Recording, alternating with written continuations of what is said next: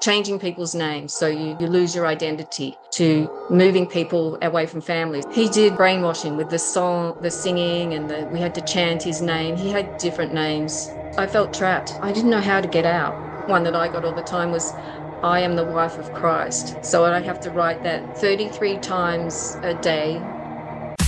Welcome to Not in a Huff with Jackson Huff, where we interview newsmakers, storytellers, and all-around interesting people. Sit back, relax, unless you're driving, and enjoy the show. Here's Jackson.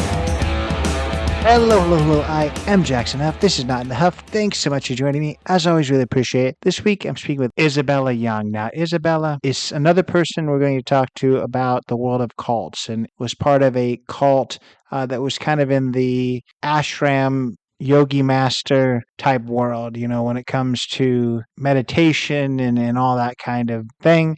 We're going to talk about how she left her home country and followed a particular master, if you will, that wound up becoming her husband. And we're going to talk about just the mind control that he had over her and all of his other followers. We're going to talk about just the terrible things that happen within this cult. We're going to talk about the really awful things that happened to Isabella and her children that she had before she joined this group that her husband was the leader of. It's a tough story, but Isabella is an amazing person who does a really awesome job speaking about it. It's heartbreaking, some of the things that happen in this story, and it leads to a few people losing their lives. So I commend Isabella for agreeing to join me and share that story. I commend her for her strength to be able to share it when so many bad things have happened, and I commend her for just the amazing things she's doing now. She's written a book. I think another book is in the works. It's all about just kind of, and that's the area that really enjoyed hearing her story, and I enjoyed hearing about her books. Her books, I think, are things that have a certain theories that you either subscribe to or you don't. I did find it extremely interesting for sure. So I urge you to listen to that part with an open mind too, kind of just about the world and the state of the world. I think that there's nuggets of wisdom to gain from even things that you're unsure about. So Isabella was an amazing person to speak with, and I think you're really going to find this one impactful. I think you're going to find this one really powerful because she shares a lot, and I'm really, really happy that she agreed to join me. So the links will be in the show notes of how to follow along with her and to check out the book. Of course, with us, go follow along on Apple and on Spotify. Subscribe. Leave that 5-star review. Leave the written review. It helps a lot. Go follow along on Instagram and TikTok, Not Enough Podcast. But let's just get right to the interview. Here is Isabella Young. Bella, how are you? I'm looking forward to our conversation today, Jackson. Yeah, I'm excited too, for sure. And I'm going to let you do the heavy lifting right out the gate. Just introduce yourself, and then we're going to kind of break down who Bella Young is. My name's Isabella Young, and that actually isn't my birth name. I've changed my name a few times along my journey, and I started off life in Australia. I was born in a little country town in Australia, and life took me to the United States, where I lived in Southern California for a while in a cult. And then once I escaped the cult, I came to the beautiful island of Kauai, where I've been living for the last 16 years and trying to heal from my trauma and past experience and try to understand what happened and learn from there. And I've been writing books and now doing podcasts to share some of the information that I've learned from my experiences. Yeah, no, absolutely. And I want to, like I said, I want to break down all of that, but I kind of want to start with what you just said about how that's not your original name. Because I've talked to other people from cults in the past. I don't know whether it has anything to do with that and kind of moving on from that world, but I actually talked to somebody who had changed their name 6 different times. The name of the book was actually, I think it was like, man, I'm going to forget. I think it was called A Girl Called Mushroom, but she had changed her name so many different times. And then, that final time, because it was the cult leader that continued to make her change her name. But that final time was kind of just a freeing that she was finally able to pick her name. I don't know whether it had anything to do with that kind of thing with you, but what made you decide, I guess, to go by something totally different? Yeah, that's exactly how it happened. The cult leader I was actually married to, he was giving everyone new names. Well, if you deserved a new name or whatever. And so he gave me a new name, which I changed completely, legally, passports, the whole thing. And then it just felt uncomfortable, that name. I didn't really like it. And so once I got out of the cult, I didn't want to go back to my old name because I had a whole lot of stuff with it too. So I got to choose my name as well. And I chose my first name because it's in my father's lineage. It goes back to like the 16th century. My grandmother did a family tree, and the name Isabella was back from the 1600s. So I thought, oh, that's really powerful, like bringing in the father's side of the family. And also my grandmother's name was Isabel. So I like that name. And then Young was actually my first husband who passed away. And at the time I was like a young, into independence, and didn't really want to change my name. But I thought, you know what, I really want to honor him, honor his life, and honor our relationship. So I chose his last name, and I really like my name now. No, I love that. And I think that, a lot goes into a name, certainly when you're able to pick it. So I like that a lot. And I want to kind of go back to even before, we've already talked about how we're going to talk a lot about, a cult that you're in, but I want to talk before that, because I believe that your upbringing was kind of the opposite of that. I believe you grew up in a household that was not at all religious. Is that correct? My mother was a militant atheist. She hated God, and she thought anyone who believed in God or it had anything to do with a religion was like a subhuman, like a complete imbecile. And so I grew up with this like superior attitude to anyone who talked about God or religion. Somehow I felt that, they were less than me. We knew better.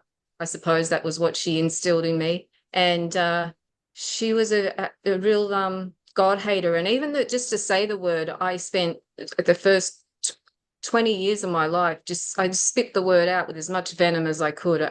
It was very damaging, actually, to have that experience growing up. And even though when she would be driving the car, she'd always called out to God and Jesus, she still outwardly rejected all religions, said religions were a crutch for humanity. And so it took me a while to make peace with my knowing of a higher power, and even what word to use.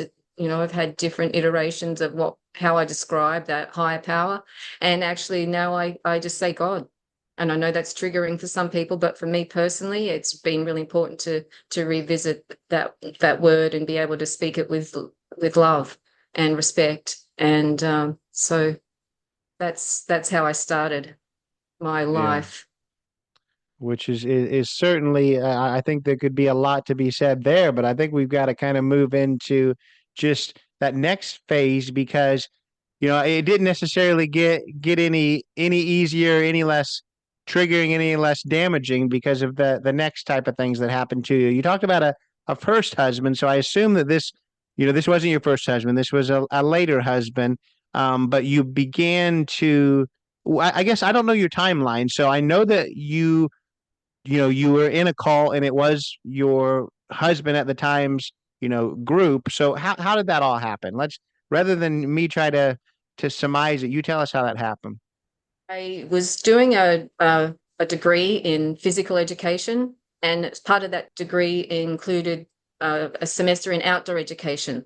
So we did climbing, rock climbing, and skiing and hiking. And I met one of the instructors on the rock climbing course, and we had I've never had an encounter like that with another person, where the whole energy between us was, I'll just say electrical, but that doesn't really explain it. But it was a really phenomenal experience. And we ended up together, and he was an extremely wise man. And he was actually, I found out just recently, this is how humble he is. I mean, we're talking 30 years ago now, but I found out he was actually the longest serving Australian soldier in the Vietnam War. He did 4 tours. He was extremely humble and wise, he was a warrior and a spiritual warrior. And he gave me books to read that really opened my mind to there being more to life than what could be perceived through the five senses. And we did meditation courses together, and we did some other like tantra workshops, and we really meditated together. We did a lot of spiritual work together, and he really basically, like, I suppose, opened me to the spiritual world. And we'd been together about 7 years, and I was 3 months pregnant with our second child, and he went off to work one day. He was one of the first people in Australia to bring in using outdoor adventure activities into the corporate world for companies to team build and for personal development and that kind of thing. So he was working in that field, and I was doing the same thing in the mental health field. So I was working with young people who had a psychiatric diagnosis, and we were taking them out into the wilderness for increased self-esteem and stuff like that. So we had a lot of, like, our careers were really quite parallel. It was very beautiful because we'd work with each other. Anyway, he started a company, and it was his first day it was a massive, like, he had 600 people coming from the telecommunications company to do this team building day. And at 10 o'clock in the morning, I got a knock on the door there was a local cop there, and my neighbor, and they told me that he'd been found dead in his car. And that was the end of my dream. We were living on a farm, working towards, I wanted to be as self-sufficient as possible with chickens and fruit trees and vegetable garden and all that. And then that dream just blew up right then and there. And there I was, living my nightmare as a single parent. I had to leave the farm because I just couldn't keep it up by myself. We had to chop wood for, firewood and all that. And it was just way too much with the kids. So I went on a long journey to try and find peace, because I really just wanted to die after that happened, but I couldn't because I had 2 kids. I was pregnant, and that wouldn't have been the right thing to do.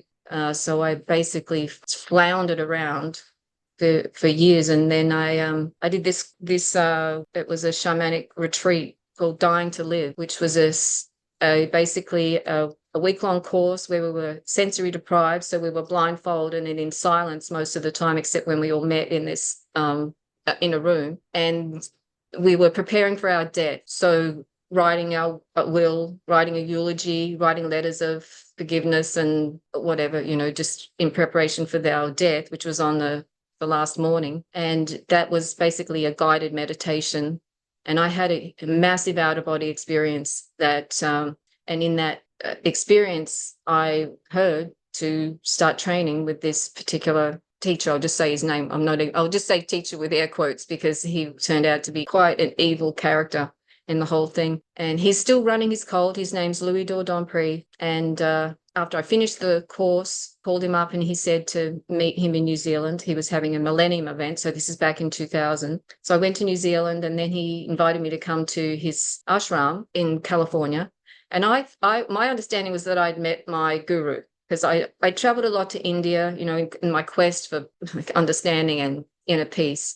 So I understood how a guru could guide a disciple and see things that the individual couldn't see. So I really actually wanted a guru. That was the truth of it. I was looking for some guidance, but it turned out that I would actually discovered after years that it wasn't an ashram with a guru at all. It was a cult with a cult leader, and I was in that hell for a number of years, about 8 years. So when did, I guess, it turn into something that, because you said that you had married this person as well. So was it something that, because a lot of cult leaders, that's one of the first things I feel like the cult leaders do is they start, taking up a lot of different, romantic partners. So was it a monogamous relationship that you were married to this guy, or was it just part of the cult that kind of everybody was married to him, so to speak? It's so funny, that question. Well, it was monogamous for me, but it turned out it was not monogamous for him.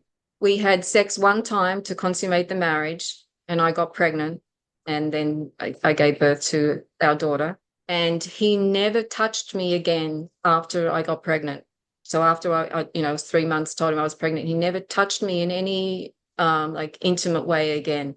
It was it's another type of sexual abuse. It's not really talked about, but it was excruciating because, not to be touched or appreciated, and he would always give me excuses like I was too needy, or I was too much like a man. I'd been disrespectful, I didn't deserve his touch or whatever. And then the one he just ran for years was that it was for my highest good as a spiritual aspirant to be celibate, which you probably heard about before. There are some actual whole cults based on celibacy, but underneath that creates some serious problems.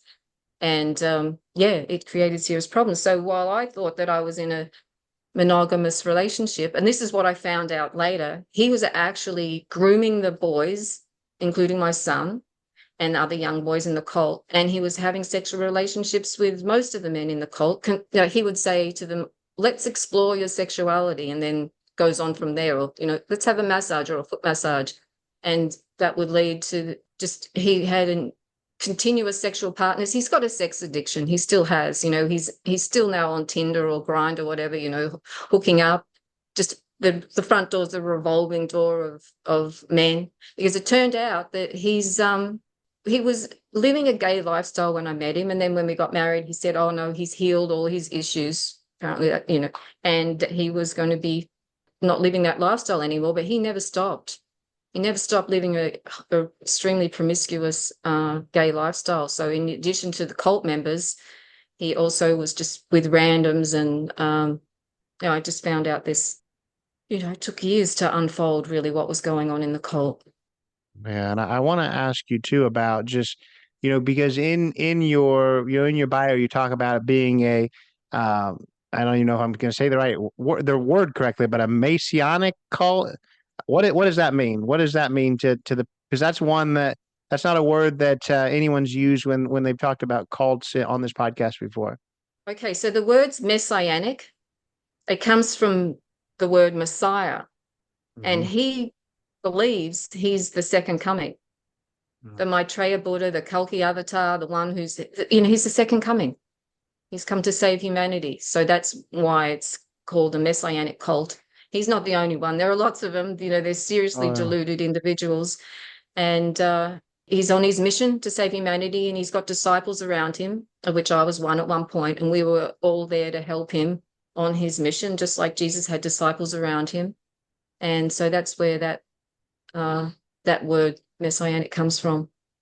Yeah, we've certainly heard on here before about people who think they're the second coming. It's just that I guess we haven't used that word before. So I appreciate you explaining that. I want to hear just a little bit more about exactly what the cult, at least while you were in it, consisted of. Like, how many members were there? Where were you guys located? Was it one that everybody was kind of together on a compound? Did he have offshoots? Talk about kind of the actual makeup of the group.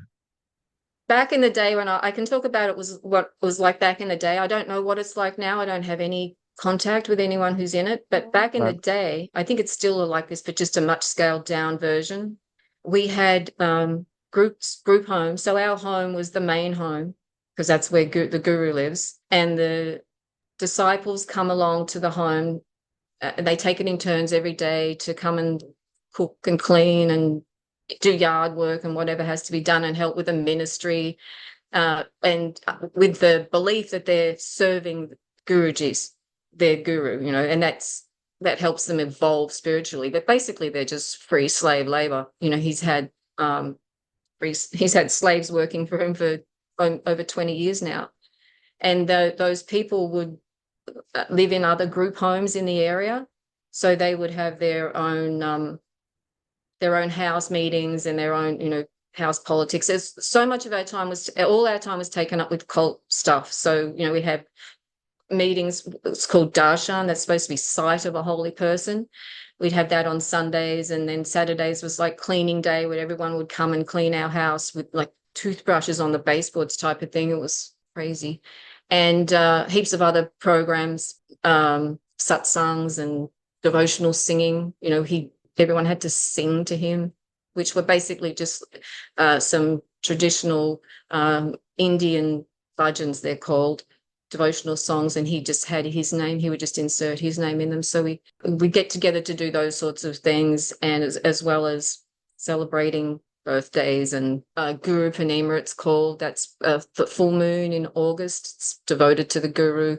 And then there was his birthday. He decided that his birthday was going to be a 3-day celebration. So We would all celebrate that. He also had cult ashrams in Australia, in Melbourne and Sydney, Tasmania, and I think New Zealand, where people would give them his home, give their home to him, and then so he would travel and visit them and have events, like events in Melbourne and events in Sydney and things like that. So we were kind of spread out. There was probably, I'd say at the most, maybe like 100 people.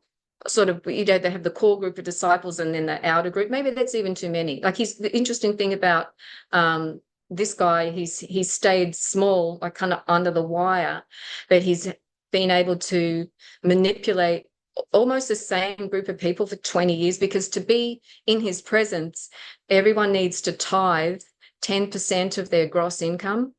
So that's what what you earn, what you're gifted, if you sell your house or you get inheritance or whatever, 10% has to go to him. That funds his life, his debauched, life. And that's how he funds himself, is through the tithing. And like I said, I don't know how many people are there now. I think it's a dwindling number, but it's the same core group of people. It's interesting because these cult leaders are, they're con men, and usually con men will do a con and then move on to do another con, but the cult leaders just do the con on the same people. It's really powerful. I'm just going to use, we didn't talk about music, swearing or not, but it's basically it's mind fuckery.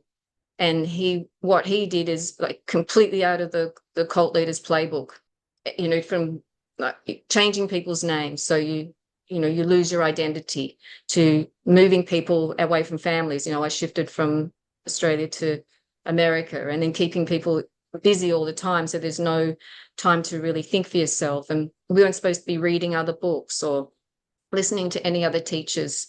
And, we had to get up at 4 in the morning to meditate. So, very little sleep. Our diet was controlled. He did, the brainwashing with the song, the singing, and we had to chant his name. He had different names that he said were given to him. And like Pranananda and Bhagavan, or whatever, like names like that. So we'd have to do repetition of those names. And he just did a lot of brainwashing, and a lot of what he'd do with me was, it's called gaslighting. It comes from this play back in the 30s where the protagonist would turn it's when the gas lights were controlled, the lighting for the houses, where you could control the intensity of the light when they used gas instead of electricity, and he would adjust the brightness of the light. And then when his wife would comment on that, he said, what are you talking about? And so those tactics make an individual doubt themselves. You start questioning yourselves. Well, did I say that, or was that right? And he did that to me all the time. I can remember that. I can track back to the first time when I first came. I was kind of running the house, or that's what I did anyway. That was, that was sort of my thing. And he sent me off to the supermarket. Everything had to be perfect. The fruit's got to be this way, and everything's got to be perfect, and it's got to be this brand and that brand. And he told me to buy this particular brand of toilet paper. And coming from Australia, I didn't know the name. So I made a mental note to remember this name. And when I got home, he said, that's not what I told you to get. Go back and change it. And I'm thinking, oh, well, I remember the first time, and that went on the entire time. He said we had conversations we never had, and then the other thing that he did to really mess with me was he messed with my kids. He punished my son constantly. He handed out punishments for people who were disobedient or disrespectful or hadn't finished their assignments. So an assignment might be because he would have all these talks, to share his wisdom, and every word was a jewel. And so every time he opened his mouth, basically it had to be recorded, and then it was assigned to different people to transcribe the recordings into words. So if people hadn't finished that assignment by the set date, then they would be punished. And the punishments included writing lines of affirmation. My one that I got all the time was, I am the wife of Christ. So I have to write that 33 times a day for like 99 days or something like that. And he handed out those types of writing lines, I am statements all the time. And then there was people would be moved houses So that was very disruptive. People had to sleep in garages with no, winter with no padding, or live in their car, or pick up dog shit or trash or whatever. So he was constantly handing out punishments, so we lived in an environment that was very demeaning, very unstable and infuriating. And it was hell. It was really hell, because he was controlling every aspect, who people married, who was having sex with who, and which jobs you could take, what holidays you could go on. It was just straight out of the cult playbook. And the thing was, the thing was, I didn't know I was in a cult. I honestly didn't know I was in a cult, and no one told me. I remember one person who said to me, "Oh, you don't need a guru, don't you?" And I said, "Well, I kind of do, I'm pretty messed up," and because I'd had the death experience in my childhood and all that. So that's the only person I can remember who actually got in my face and questioned what I was doing. And it turns out that my parents, who were divorced when I was pretty young and never did anything together, had gone along to see a cult expert the year after I left Australia. And neither of them ever said anything to me. I don't know what the cult expert said, but from my experience, if I know someone's in a cult, I'm going to tell them, even if it means that relationship ends or drives them. I think it's important to know that you're in a cult. What I would have done if I was my mother, because she had the wherewithal, the time, the money, the resources. I've got 5 lawyers in my family, So what I would have done was to have him get a PI and have him followed, and then do like a forensic accounting on the bank accounts, and then present that information to me, so I can see the photos, I can see what he's doing with the money, how he's siphoning it off and stealing money and hiding money. And at least that would have like broken the spell, just like snapped me out of it a little bit, because I was deep into the delusion, and I was pretty suicidal towards the end there. So do you feel like if somebody would have gotten to you earlier, you would have been receptive? Because that is, that's different than what a lot of people say. And that's, there's books on cults that say the opposite too, where they say, there's a lot of people that have family that are in cults, but until they are willing to listen and understand, there's nothing you can do about it. You can't want it more than they want it. And, I've talked to people that have been in cults that say, there's still family members that are still in cults, and they're still just waiting for them to finally be receptive to hearing something.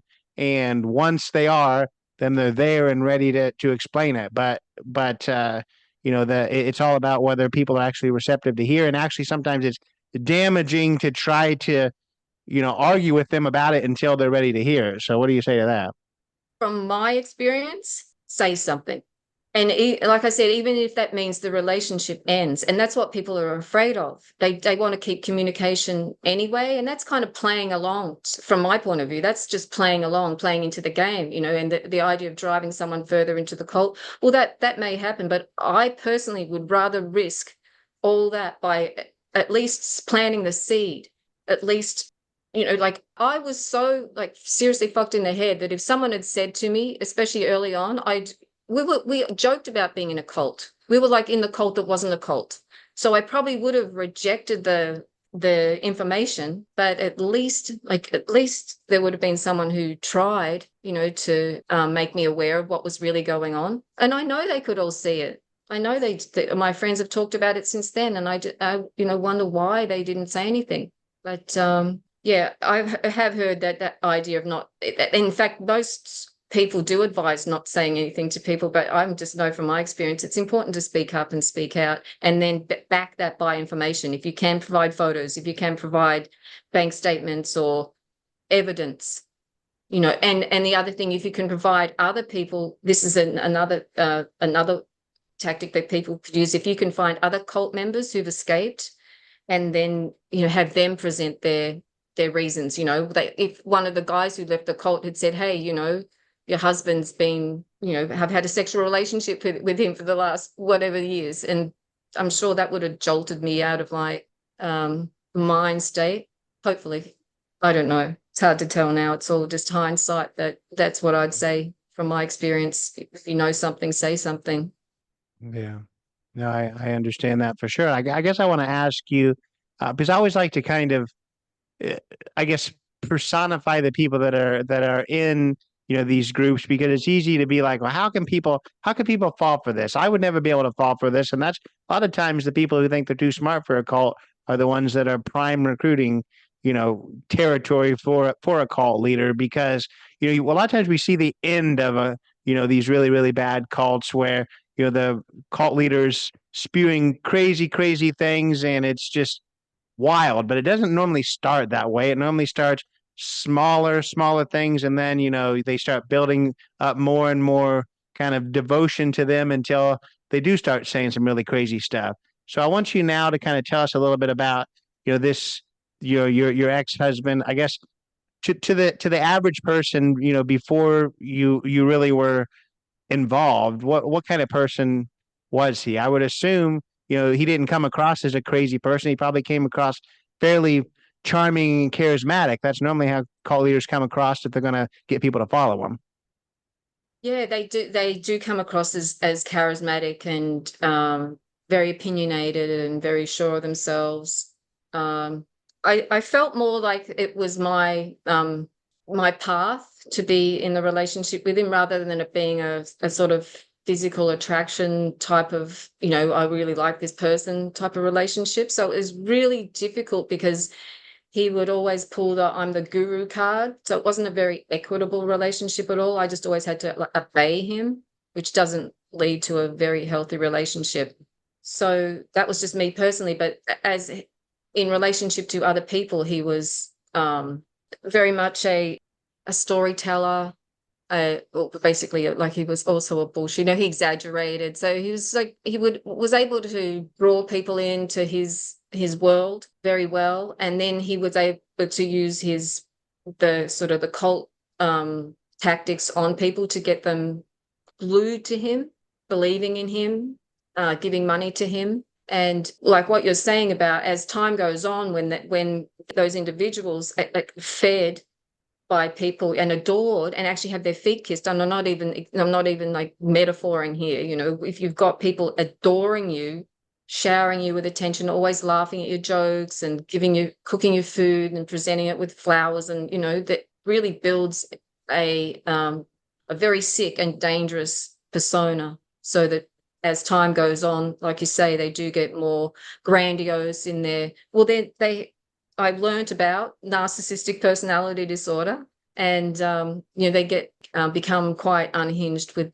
their claims and their expectations, and I don't know where he's at now with that, but like you say, a lot of cult leaders do. It's because they're constantly fed, like they're given that narcissistic supply, and it unhinges them. Yeah, and I this is I guess the last question before we get you, to your point where you left or you escaped the cult. But I want to ask now just a little bit about the actual teachings of the group, and maybe more importantly, the most dangerous teachings or the most dangerous things that happen in this group.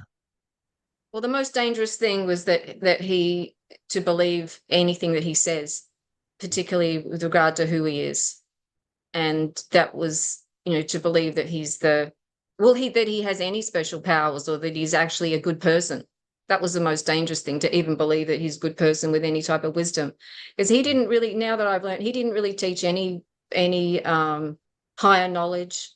It basically just kept the focus on the fact that his disciples were all pretty like fucked up from childhood, and we really had emotional wounds that were keeping us from living a happy life. So we were always focused on our faults and our issues, and that was really dangerous too, because there was that tactic that cult leaders use. You've probably heard it called love bombing. So you get praised, and like I was told, I'm the most beautiful this, and the best mother and all that, and then that would get switched around to you're a piece of shit, you're a bad mother, a bad wife, a bad person, and it's no wonder your family doesn't want anything to do with you. And that happened for everyone, and that would happen in group settings.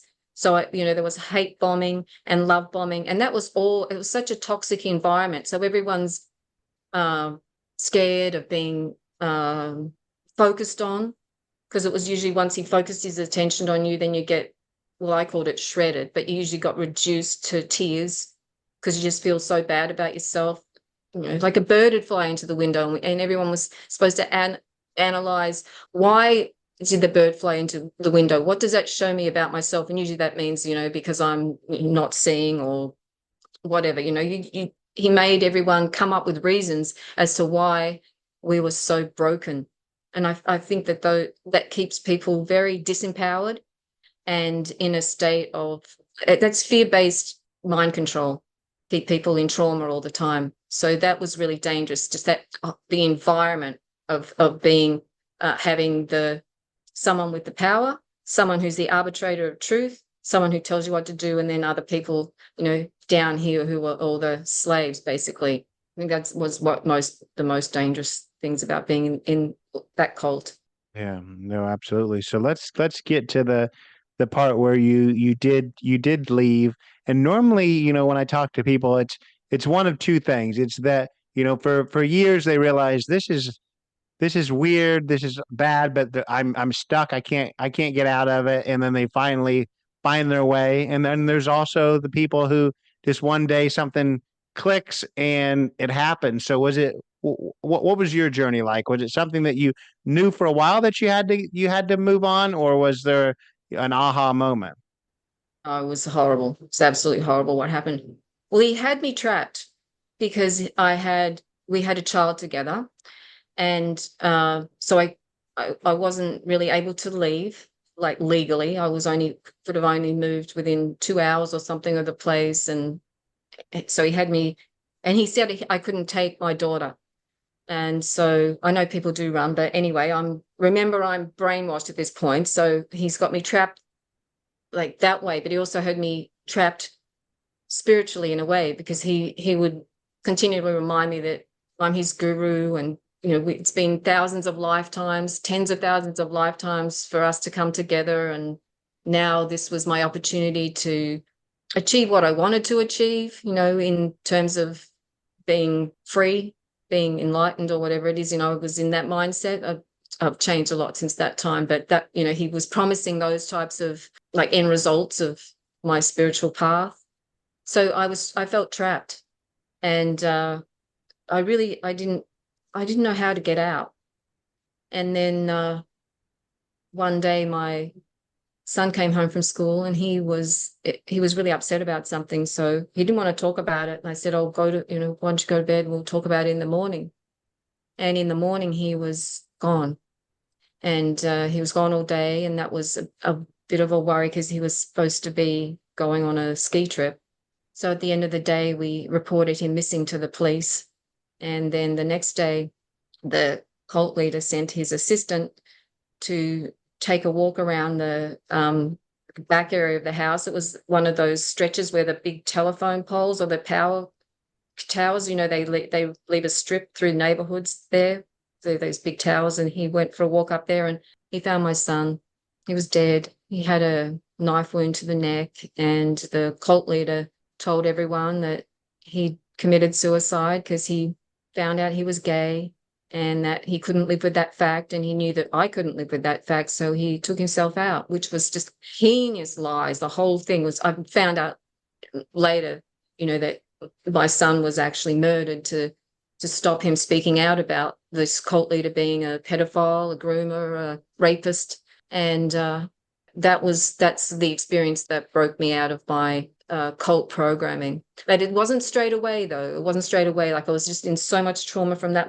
For 6 months, I just went from breath to breath. I wanted to die again. That was probably worse than the first death that I experienced. But once again, I had children and didn't really want to inflict any more pain and suffering on them. I had to stay around and at least show up for life. So I went along to see this guy who'd been the cult psychologist. So in addition to having to listen to the cult leader yabber on all the time, we had to go to one was a kinesiologist who'd help us work through our issues, and the other one was a psychologist. And I never went to see him. I was a very disobedient disciple. That was another thing that the cult leader said, that my son had killed himself because I hadn't given him the life that he wanted. I was disobedient and I hadn't fulfilled my purpose, and so my son had taken himself out. So I went to see this psychologist, and I walked in the door, and he said, "I knew you'd come and see me, and you're in a cult. don't you? And I said, no, I didn't know I was in a cult. I thought I was in an ashram with my guru. And he said, go home and Google cult characteristics. So I went home and I Googled cult characteristics. And then sure enough, charismatic leader, the arbitrator of truth, uses love bombing and controls everyone's everything, and check. And I thought, oh, fuck, I'm in a cult. And you were right about, like, when you said about how when people enter a cult, it's nothing to do with intelligence. Because I know I'm an intelligent person, but I was wounded. I was deeply emotionally wounded. And that creates the opportunity for these cult leaders, because they are opportunists. And that created the opportunity for him to go in and start really messing with me and controlling me and really damaging me. So it still took a while after that to get my shit together. And I think he actually, now that I look back on it, I think he actually let me go, because he still wasn't going to let me go. He did the same, like, you can't leave, this is your destiny, and you can't take your daughter. He did that on me. But I think that he knew that he would have another death on his hands if he made me stay there, because I didn't want to be there. I didn't even want to be alive. So he let me go without any resistance. And that's when I moved to Hawaii and started to heal, started to learn about what it was in me that made me vulnerable to cult programming, and just to start healing my broken heart. And it's been a long journey, and it's still continuing, but I've definitely come a long way. Like, I don't suffer now. I used to suffer all the time. That was my constant experience. But now it's not that I don't feel, those more intense, dark emotions, but I'm able to enjoy life. And I am, I've really freed myself from cult programming, and the journey continues. But it was my son's death that was my son's murder that broke me free from the cult programming.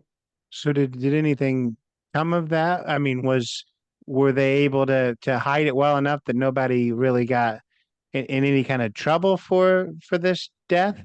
He spun it so perfectly so that he, like, totally just did the suicide thing and the reasons why. He's talked to the cops, and they believed all these stories. The cops didn't even interview the last people to see my son.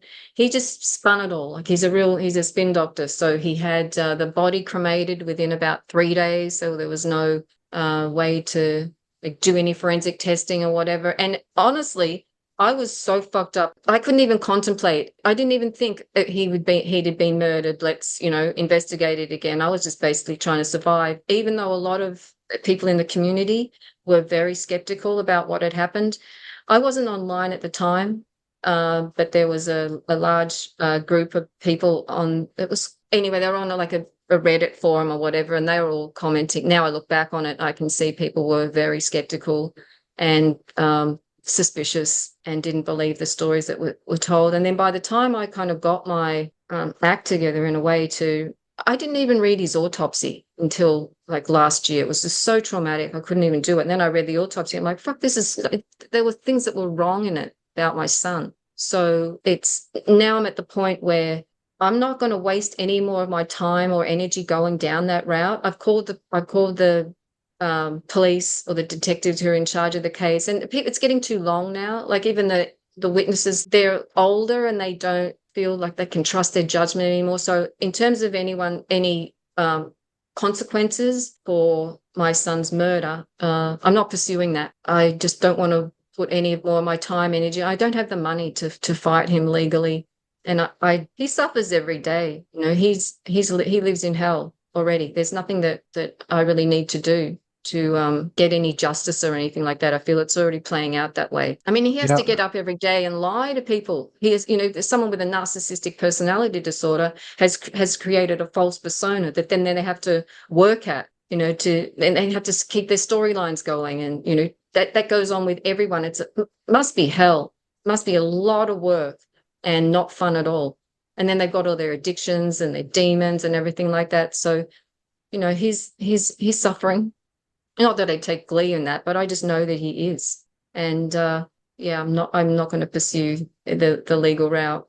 Yeah, I guess I want to give you an opportunity to kind of clarify one issue. I think I understand what you're saying, but there's been a few times. So in the beginning, we talked about, how he was living a homosexual lifestyle, and you mentioned how he was messed up. He was living a homosexual lifestyle, and then we talked about how he spun it that your son had killed himself because he had found out that he was gay, and that that he wouldn't like it and that you wouldn't like it.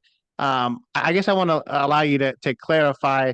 I assume you're not saying that particular thing was an issue. It was that he was spinning it and that he was doing these things while you were married, which is not good. Correct? Yeah, I don't have an issue. I wouldn't have had an issue if my son was gay. That's not an issue for me. None of that. But just like it's typical narcissistic behavior to project, right? So they tell you what they're doing. If they criticize you of having affairs, they're having affairs. If they say that they're uncomfortable with being gay or that's an issue, that's because they have an issue with it. That's his case. He's the one with an issue with it. But I just want to add in this bit is how I found out about this was in the cult in Melbourne. The cult leader there, she's a extremely evil woman. She adopted her two nephews who were very traumatized by their upbringing. The parents died young, and so she adopted them when they were about 7 and 8. And from that, pretty much about age 10 or 11, those boys were told that they were gay. And every time they denied it, they were punished. And they were told that if they didn't accept the fact that they were gay, that they would continue to suffer, and all they needed to do was admit they were gay and all their problems would go away. And she actually sent these boys to him. So when they would have a retreat, she would send the boys to his bedroom. And I found out speaking with the young men now, but they were seriously traumatized. These boys are really, really traumatized by their cult experience, and neither of them are gay, and they both of them were really damaged by that experience. And I was grateful that they did find the courage to speak up and let me know what was really going on behind closed doors, because that's how I put pieces together to understand what was happening with my son. That's baffling for sure. I don't even really, I don't have words to say about that, because that's terrible. But I guess it does kind of make me wonder what happened with because I know we already talked about your son, but you had other children and you left the cult. What happened with your other children? I didn't mention this bit, that this is one of the what's called a psyop, a psychological operation, right? It happens on the grand scale and with humanity, but it also happens in cults too. So this is going to sound really kooky, but this is how it went down. So he's announced himself as the Maitreya, the Kalki avatar, and also Lord Shiva. If you know anything about in the Hindu pantheon, Lord Shiva he's the creator god, one of the creator gods. So he's Lord Shiva, and that means that I'm then his divine counterpart, and that Lord Shiva and Shakti have a child called Lord Ganesha, and that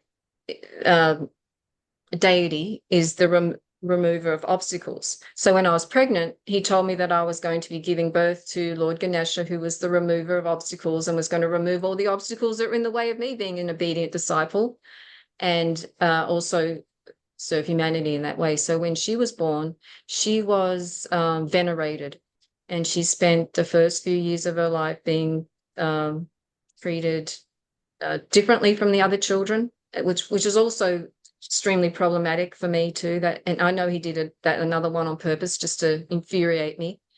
And she was sat in chair. He had in the lounge room, there was his seat, just like I suppose you could call it a throne or whatever, but it's got flowers at the bottom where he put his feet and all that. So she was the only one who was allowed to sit in his chair beside him, and she would also be brought up on stage with him. And then I put a stop to that after a few years. That was just batshit crazy. And that's ended up being very problematic, because what he did with my children it's a classic narcissist tactic, is called triangulation. So you peg people against each other within the family structure. So he had like me against my children and then the children against each other. And so he brainwashed my daughters against me, basically told them every day I was a crazy idiot and a bad parent, bad mother. And he would tell them that I loved each one of them differently, that so-and-so was my fate. And I could never understand that because it's never how I felt.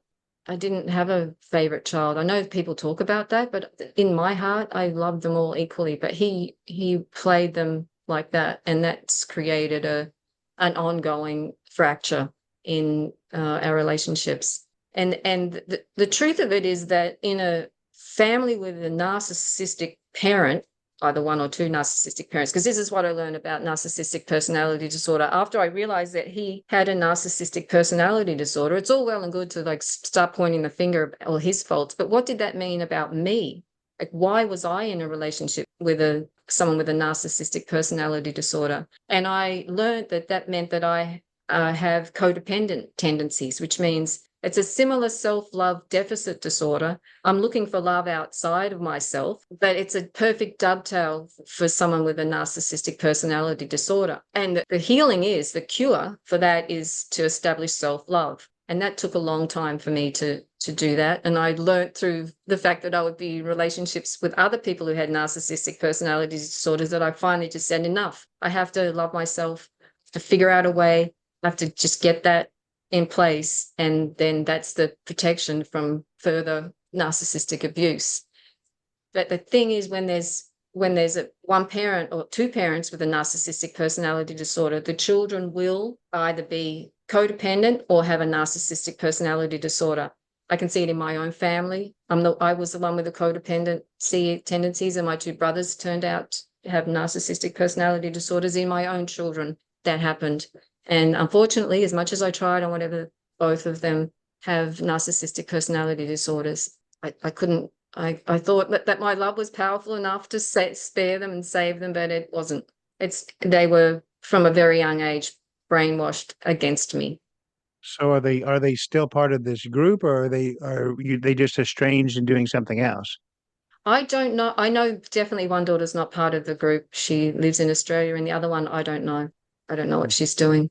Good. So now, it's been, I think you said 15 or 16 years since you've moved to Hawaii. You were able to escape the cult, and you were able to start that journey in healing. So I want to ask you, what's been the most challenging part of all of it? And I asked that, knowing that, I've talked to people who left the cult that they were in 1978, and still every day that cult leader's in the back of their head, and they're still trying to overcome those things. So I know that it's a long process. It's honestly it's a lifelong process. So talk a little bit about I guess the biggest challenges that you face now that you've been able to escape, but you still have to deal with some of the trauma from all of it.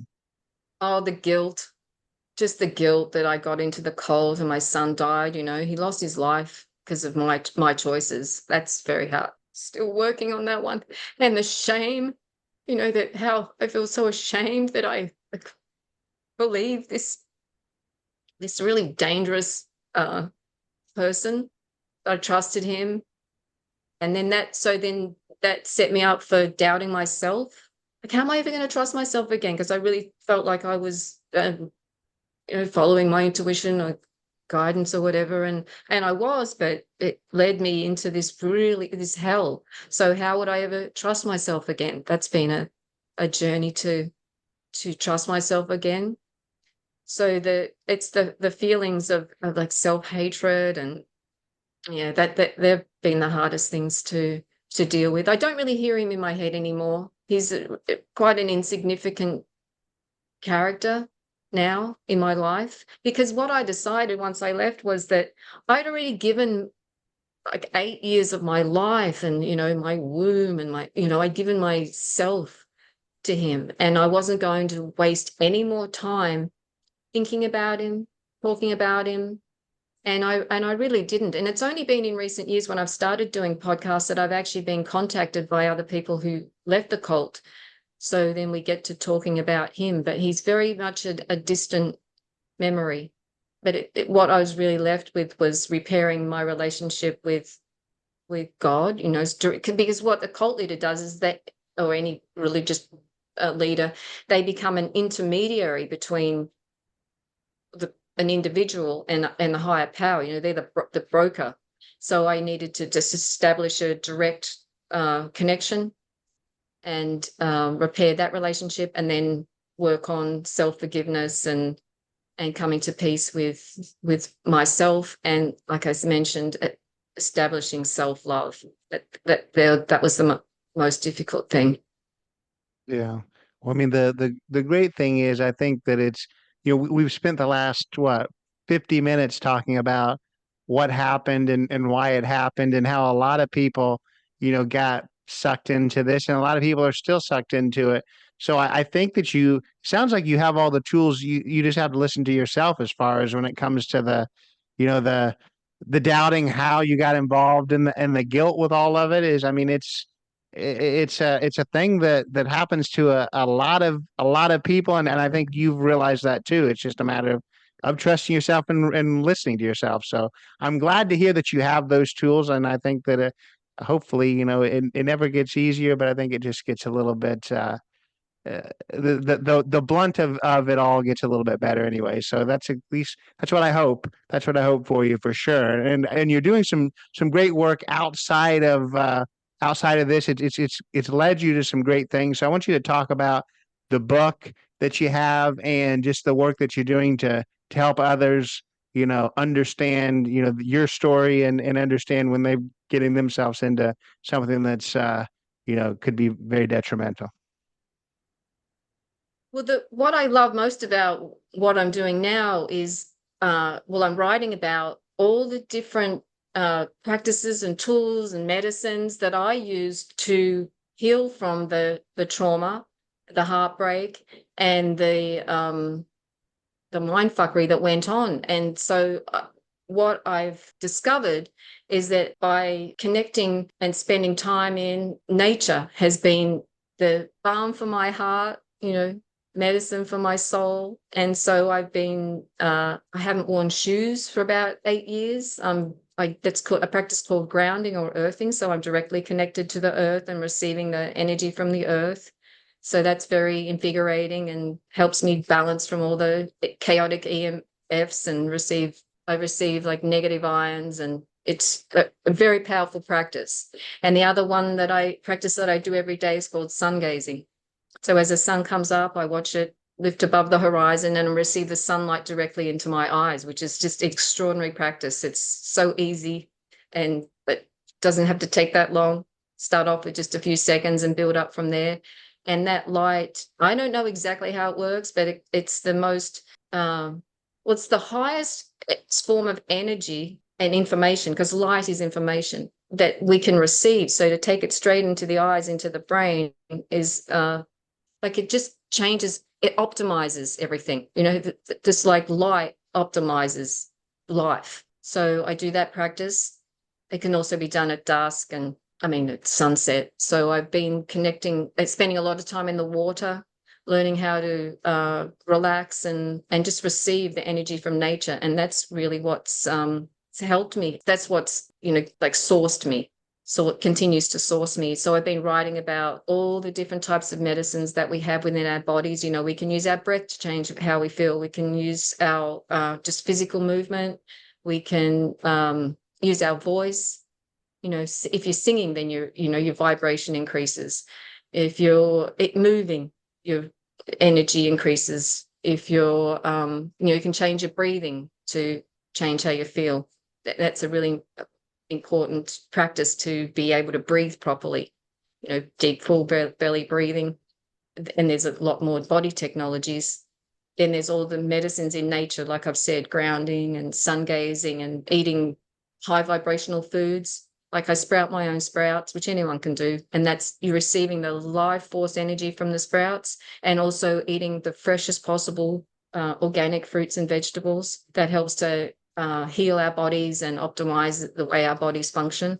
And then in addition to that is the sorts of spiritual technologies that are available, like meditation and prayer and chanting and pilgrimages and all, there's a lot of tools and technologies and medicines that are available to us that are free and easy to use and safe and effective that are being forgotten, especially as now that most people are relating to life through a screen. Like, that's very unnatural and very disempowering for a human being. We're really not meant to be doing that. It's very disadvantageous for us. So to remind others that there's the natural world is really where we're meant to be, rather than taking a cue from a slave device, I call them, to take the cues from like what you're feeling in your body. What's your body telling you? Is it, does it need food? Does it need water? Does it need rest? Should you go that way or that way? We get our, it's our intuition. So listening to intuition, and then that's what. So I'm writing. It's basically like a reminder of how to be a human being, because that information is being forgotten, or it's being treated as just like hippie woo-woo shit. But it's actually, with some of the most effective and powerful medicines are the most simple. And so I wrote a book a couple of years ago. It's called Putting on the Armor of God, which is about all the ways that we can empower ourselves. And the one that I'm doing now is an even larger expansion of that. It's actually about 700 pages long. I'm probably going to have to divide it into a few books, but I think it's got a lot of beneficial information there for anyone who's interested in overcoming traumas, healing, expanding consciousness, and just life as a good, kind, authentic human being.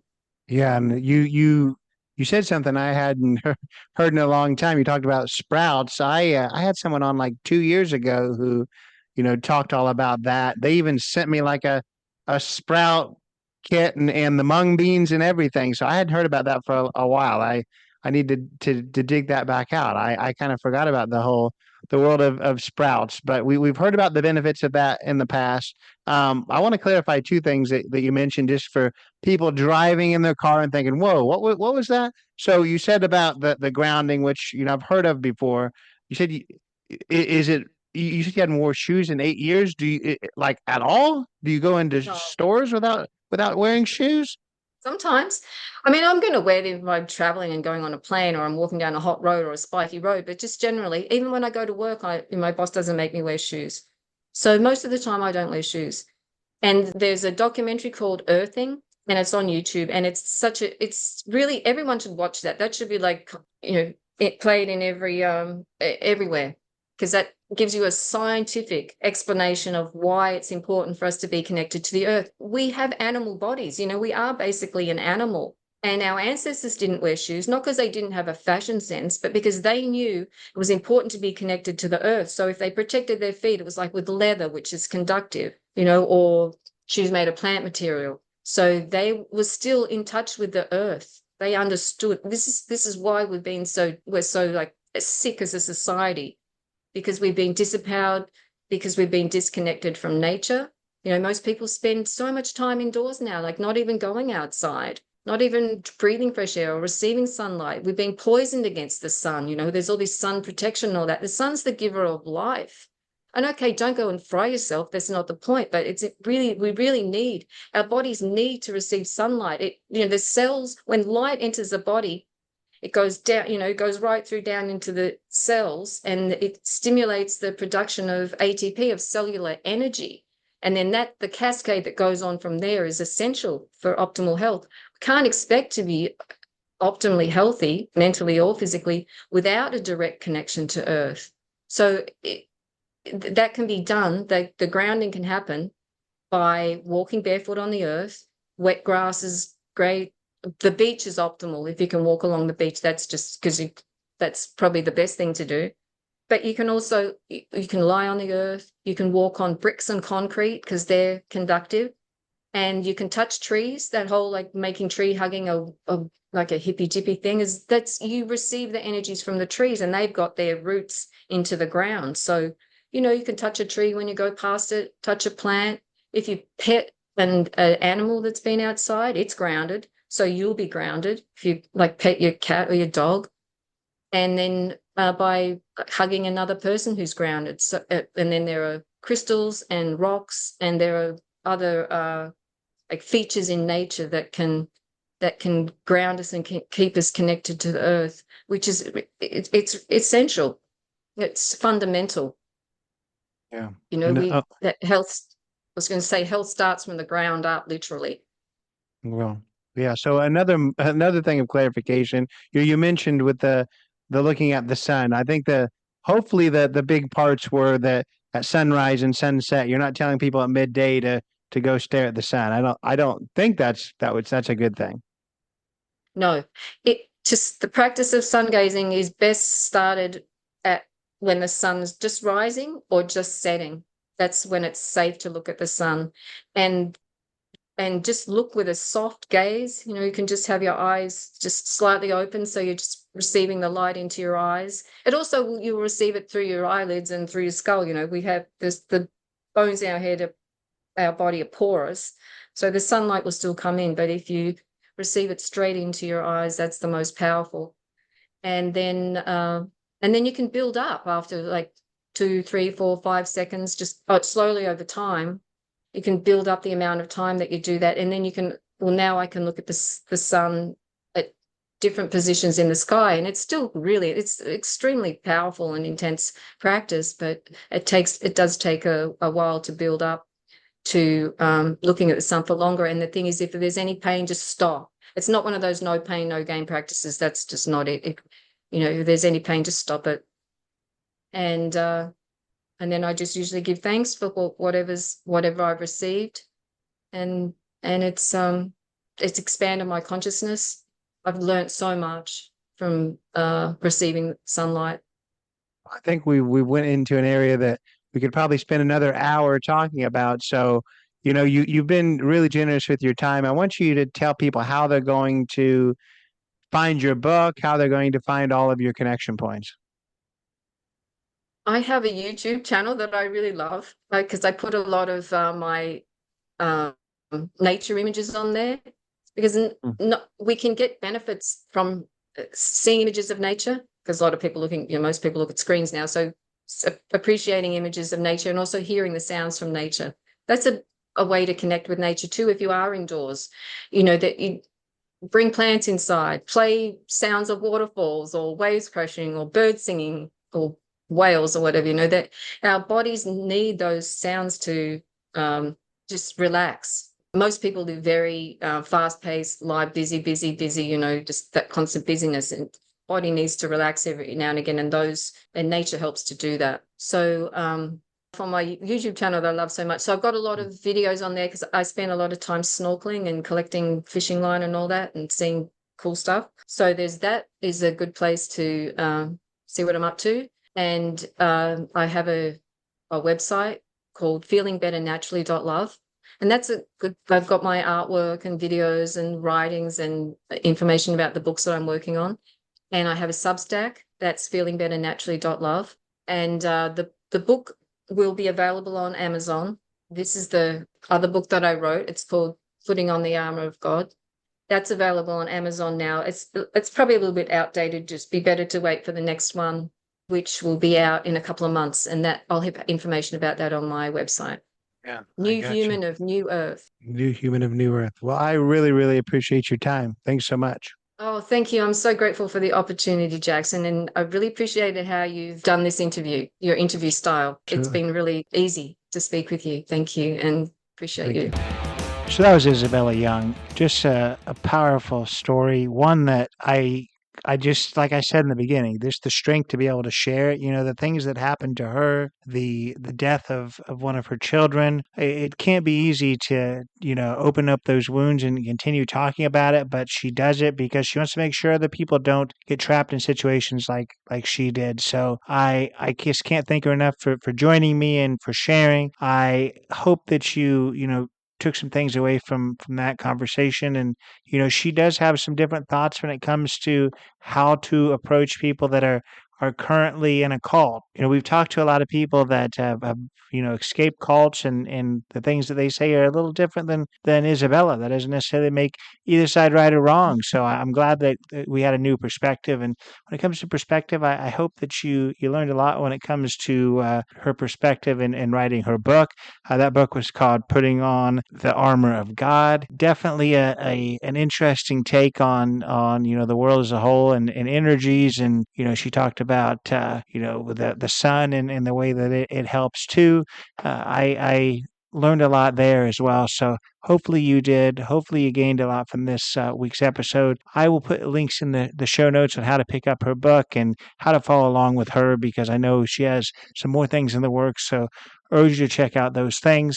If this is your first time listening to this podcast, so you haven't already, go follow along on Instagram and on TikTok, Not Enough Podcast, Not Enough with Jackson Enough on Facebook, jacksonuff.com. Go subscribe, follow along on Apple and on Spotify. Leave that 5-star rating, helps a lot. Leave a written review on Apple, helps even more. But we'll see you next week. Take it away, Chris. This has been Not in a Huff with Jackson Huff. Thank you for listening. Be sure to join us next time, where we will interview another amazing guest who is sure to make you laugh or make you think. Or, hey, maybe even both. But until then, keep being awesome.